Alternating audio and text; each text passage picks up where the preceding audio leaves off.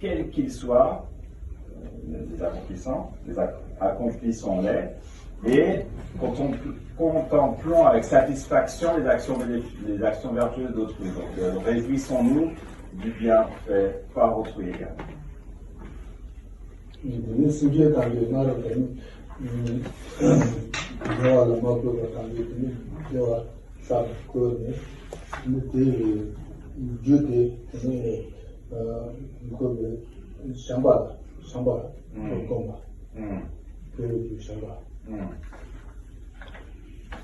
Shamba kane lijanda simje kane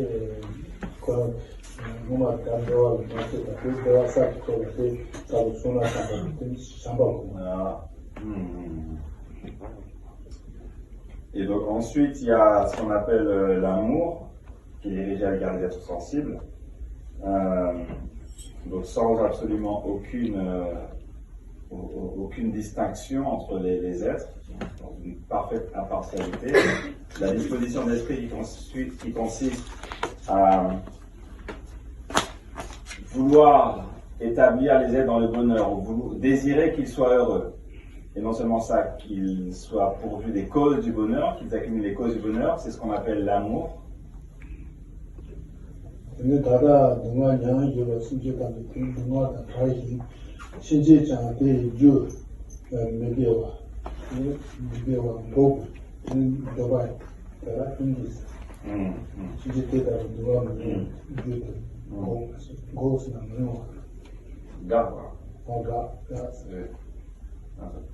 La disposition d'esprit qui consiste à vouloir libérer tous les êtres de leur souffrance, désirer qu'ils ne souffrent plus.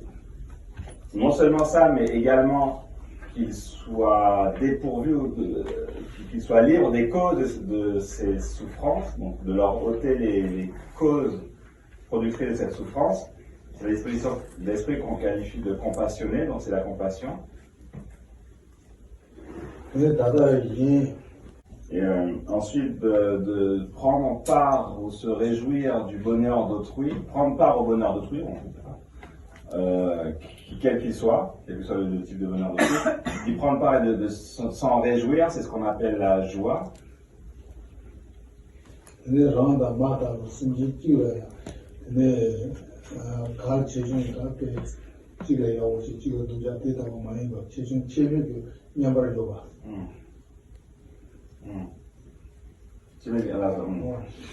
donc, la disposition d'esprit consiste à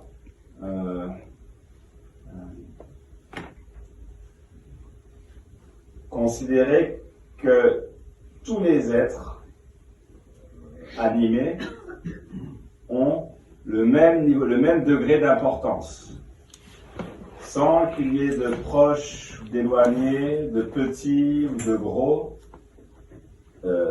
êtres ou de grands. Disons, dès qu'un être vaut un être, en quelque sorte, ce serait ça. Donc de ne faire aucune distinction entre les êtres quant à ce qu'on leur souhaite, ce qu'on vient d'évoquer, amour, compassion, est ce qu'on appelle l'équanimité. On travaille par équanimité, c'est pas l'histoire d'équanimité, non, c'est impartialité. Donc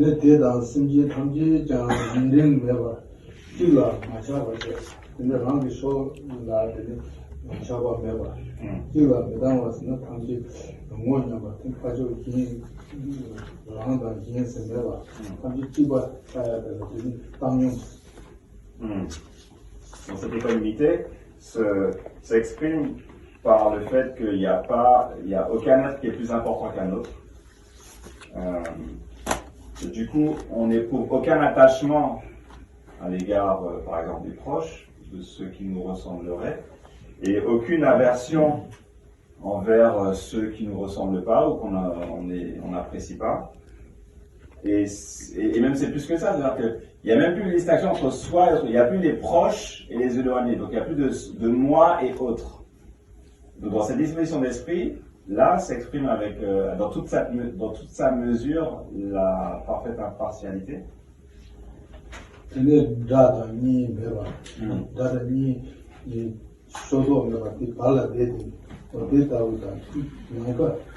나빠데 가차가 생긴 차비라 어디다 생긴 탐지라 되니 세메를 상관이 뭔가들라 세메 키스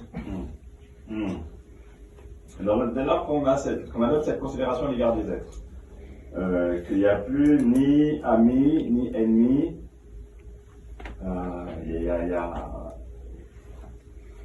tous les êtres sont égaux, c'est pour ça qu'on est équanimité, tous les êtres sont égaux, donc on embrasse un peu avec sa pensée, sa considération l'ensemble de tous les êtres. On dit qu'il n'y a pas une seule particule d'espace qui n'est remplie d'êtres, et donc les êtres imprègnent vraiment tout l'espace partout. Et lorsqu'on considère donc l'ensemble de tous les êtres de manière égale, avec le désir et les dispositions d'esprit qu'on a évoquées, c'est-à-dire l'amour et la compassion, eh bien ces quatre dispositions, donc amour, compassion, joie, et en dernier, la base, l'impartialité, l'équanimité, sont appelées les quatre incommensurables.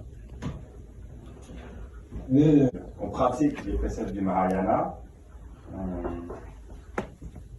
eh bien ces quatre incommensurables qui en constituent l'essence même sont notre pratique, devraient être notre pratique principale et notre seule préoccupation.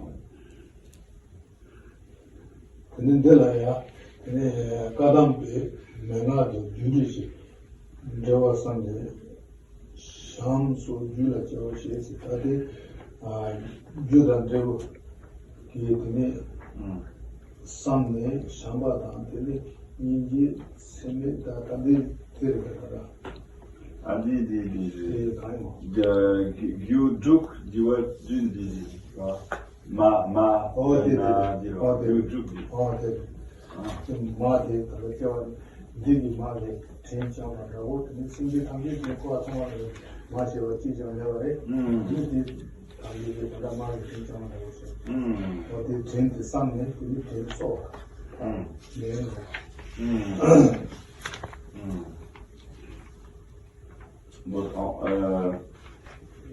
en ce sens, c'est tout à fait conforme aux instructions des anciens Kadampa qui préconisaient de réfléchir sur la relation entre certaines causes et certains effets, sur le principe causal.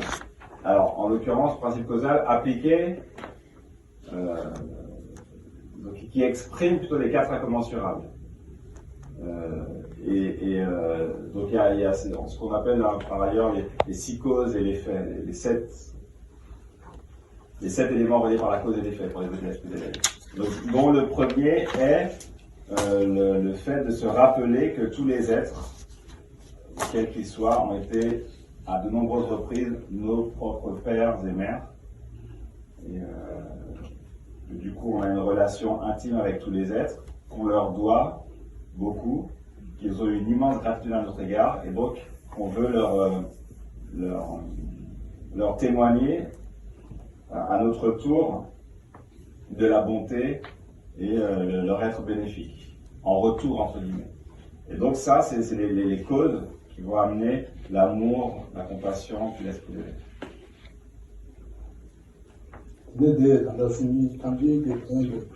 Naranda Sanji Top never the Guru Sanji Top do some. The Sanji Top la day you the Shanju Sim Mabuna Sanji Tomara, the Shanju Sim Hindus. They do the Shanju Sim, they do the Injira, Injira, Injira do the Shamba. They do the Shiva Hiki, tend to show us that Shiva Hiki, to train out, teach him Shiva Dilla, Akola Dilla Part, Tin Saba. Et